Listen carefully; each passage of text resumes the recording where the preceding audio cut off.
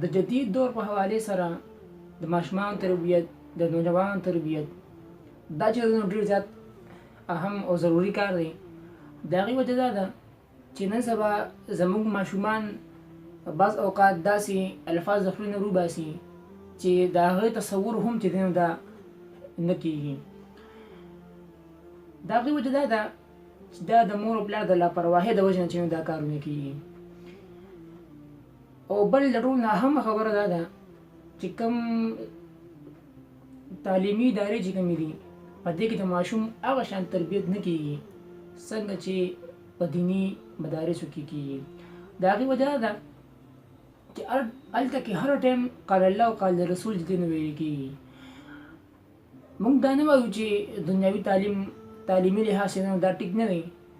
دنیاوي تعلیم ټیک دی خو زموږ مشرانو دنیاوي تعلیم مؤخر کو یعنی وروستو کو او دیني تعلیم مخکې کو سکولونو ادارو کې زموږ د مدارس څنګه چلیږي څنګه نظام یې دی نو که بالفرض زموږ سکولونه یعنی تعلیمي ادارې هغې کې ورولېږي او دې کې دیني تعلیم ورته نه کېږي. سیرت رسول شو دغه شانتې د نبی علیه الصلاة والسلام په سیرت باندې چې دا وړوکی کتاب د وړه شان رساله ده دا به کېښودلی شي. طریقة الاسره به یې کېښودلی شي. لکه مختلف کتابونه دي د ادب په لحاظ سره هغه د نبی علیه الصلاة والسلام په سیرت رسول کې چې خبرې پرتې دي دغه شانتې په نور کتابونه چې دي نو په هغې کې هم د ادب په لحاظ سره ډېرې خبرې پرتې دي. بل د ټول نه هم خبره دا ده چې زموږ ماشوم چې پیدا شي نو چې کله خبرې زده کوي د لا اله په ځای ورته د بسم الله په ځای ورته زموږ مشران زموږ چې نن سبا کوم جدید مور او پلار دي په نوې اصطلاح کې جدید مور او پلار هغې چې دي نو د ماشومانو بې انتهایي بې پرواهي کوي.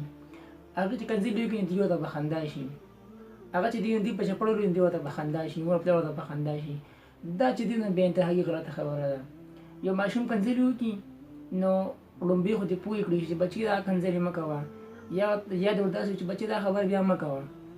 که بالفرض هغه ماشوم دوباره هم وکړي چې د هغې په ځای باندې ورته مور او پلار چې دی نو الله لفظ وښیي یا چې مور او پلار ته ورته سبحان الله لفظ وښیي یا دې ورته مور او پلار دا ووایي چې تا د پلانکې هلک دا ووایي ته ورته سبحان الله وایه یا ورته چې دی نو الحمدلله وایه.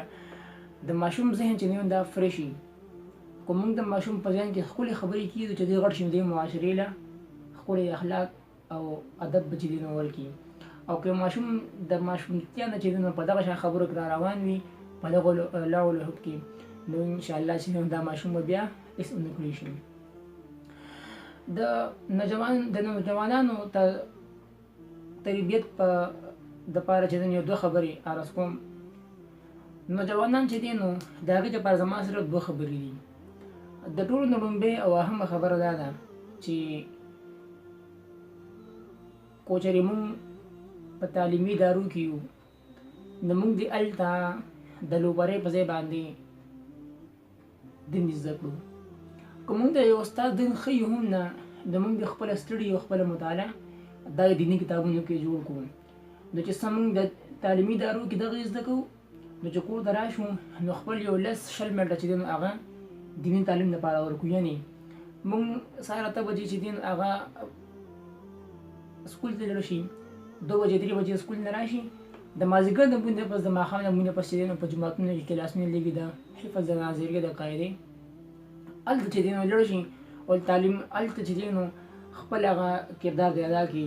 قرآن دې ووایي قاعده دې ووایي ناظري دې ووایي حفظ دې وکړي. ډېر هلکان داسې دي ساره سکول ته ځي ماسپښین چې دی نو هغه بیا مدرسې ته ځي. زموږ د ماما زامن دي د مفتي سلیم حلیمي صاحب هغې هم دغه شانتې دي. هغې چې دی نو سهار سکول ته ځي ماسپښین چې ډېر ماشومان داسې دي ډېر زیات ماشومان داسې دي په زرګونو ماشومان داسې په سوونو ماشومان داسې دي چې هغې سهار سکول ته ځي او ماسپښین چې دی نو مدرسو ته ځي او تر دې پورې چې سپارې هم ورته بې انتهایي ډېر یادي د سپارو او د ګردان او د منزل چې دی د هغې نه بلکل تپوس هر ټایم کېدی شي. د هغې وجه دا چې هغې ته سبقونه یاد دي. په دې کې هم خبر دا ده چې هغې دین سره جوړاو دي. دنیا چې دی نو هم ورسره حاصلوي خو دین ورسره د هغه نه زیات حاصلوي. او دویمه خبره نوجوانانو دپاره زما دا ده چې خصوصا د هغې د مور او پلار دپاره چې موږ د کور کې پردې رایج کړو. د پردې رایج کېدل مطلب دا دی چې نن سبا زموږ کورونو کې تره زوی، ماما زوی، خورۍ، دغه شانتې ورواره، دا ټول چې دی نو زموږ کور ته هر وخت هر ټایم شپو له هم چې دی نو راتلی شي. د شریعت په رڼا کې چې دی نو دا جایز نه ده. د عذر په صورت کې څه خلک داسې وي چې د هغې یو کور وي او په هغې کې وروڼه اوسي، بیا د هغې بچي وشي، خو غریبانان دي، د هغې نور وس نه کېږي. دې صورت کې بیا چې دی هغه جایز ده او شریعت چې دی څه نه څه ورته هغه وخت ایښی دی. خو چې کله ستا سره هر یو څیز برابر دی، د هغې په وجود هم ته چې دی نو په یو کور کې اوسې او ستا په کور کې د تره زامن، د ترو زامن چې دی دا ټول یو دي، دا چې دی نو بیا خبر نه ده، د اسلام او د شریعت خلاف خبره ده.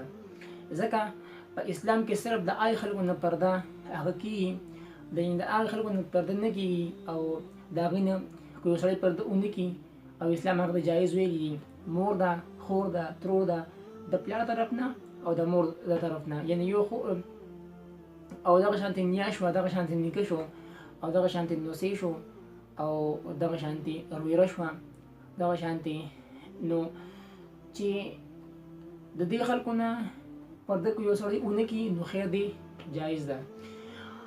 او که یو سړی داسې دی چې بعضې نو خلک داسې دي چې هغې وي یاره د ماما ښځه شوه یعنې مامي، د تره ښځه شوه یعنې چاچي، زموږ د پښتو په اصطلاح کې د ماما د ښځې سره هم نکاح کېږي. څنګه کېږي؟ یو سړی چې د هغه ماما دی وفات شو یا چې دی نو مامي له طلاق ورکړو، یعنې خپل ښځې له طلاق ورکړو، نو که اوس دا خورۍ وغواړي نو د دې ماما ښځې سره نکاح کولی شي، نکاح کولی شي. ولې؟ چې دا خو د محرماتو کې نه ده، محرماتو کې خدای ده نه ده، محرماتو کې چې الله پاک کم ویلي دي بس هغه محرمات دي، هغې سره ستا نکاح نه کېږي. ترو شوه، تاسو مخکې ما وویې ترو شوه د مور طرف نه، د پلار طرف نه، دغه شانتې نیا شوه، دغه شانتې خور شوه، دغه شانتې وروره شوه، دې سره نکاح نه کېږي. نو د تره ښځه شوه، تره دې مړ شو یا وفات شو، نو که یو سړی وغواړي چاچي سره نکاح کوم نو کېږي ورسره. ولې؟ چې دا چاچي د محرماتو کې نه ده، دې نه پرده چې دی نو هغه لازم او ضروري ده. نو زموږ معاشره کې دا یو ډېره عام خبره ده چې چاچي په محرماتو کې راځي. نه، چاچي محرماتو کې نه راځي. محرماتو کې صرف دغه نیکه ماما تره ترور او خویندې دا به کې راځي. لاندې طبقه چې کومه ده د سړي خپل وروره شوه یا د رویلو دغه شانتې ورپسې لاندې راځي، نو دې سره نکاح نه کېږي. چونکې چا سره چې نکاح نه کېږي د هغې نه پرده جایز نه ده. یو سړی پرده کوي مستحبه طریقې ده، که یو سړی پرده نه کوي څه مسله نشته، هېڅ لکه څه ګناه پرې نشته. نو دا د پردې په حواله سره خبرې شوې. نو که موږ دا درې واړه خبرې موږ رايوځو کړو د ماشومانو تربیت په ښه انداز سره، د نوجوانانو دا دوه خبرې تعلیمي ادارو کې خو چې دونه هم سره حاصلو او د پردې ده. که زموږ معاشره کې دا درې واړه کارونه سم شو نو انشاءالله زموږ معاشره به چې دی نو هغه ډېر زر به چې دی د اسلام مضبوطیالي او د اسلام پښتوار چې دی په دې کې ښکارې شي.